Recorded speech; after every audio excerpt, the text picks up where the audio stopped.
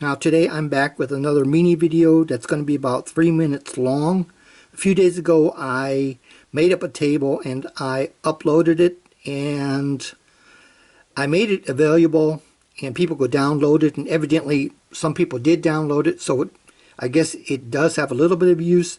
And today I'm doing the same thing, but instead of using RMS voltage I'm using peak-to-peak voltage.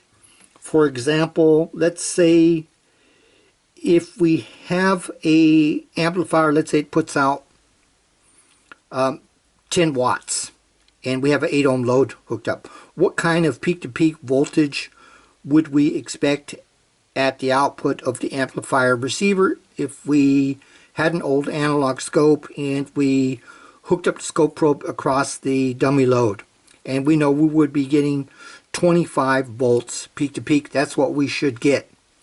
Or the other way around, for example, if we have everything hooked up but we didn't know the wattage and we wanted to know, okay, let's say we measured 25 volts peak to peak across the dummy load, then how much wattage does that translate to? And all we need to do is go over to the left, for example, and we know, okay, that's 10 watts.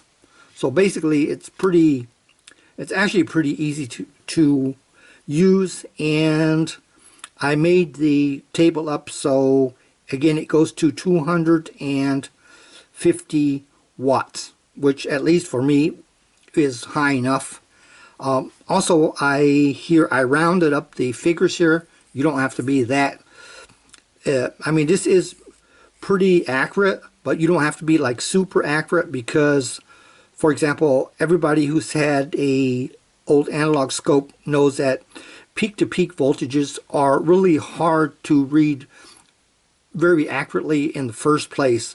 So here, just rounding up, for example, say if this was 17.8 to 18 is really good enough, and it would suffice for basically almost all purposes. And if you want to know what formula that I use, basically all it is here is the voltage, peak-to-peak voltage equals 2.8 times the square root of P times R. And P is the power, the watts, and R is your resistive load, basically.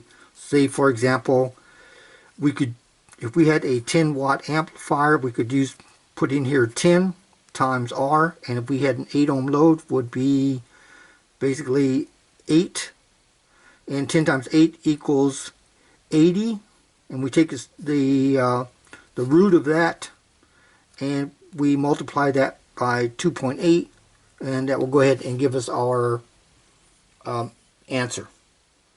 And I don't really have anything to add to this, I guess. So hopefully it's going to be of some use, and thanks for watching.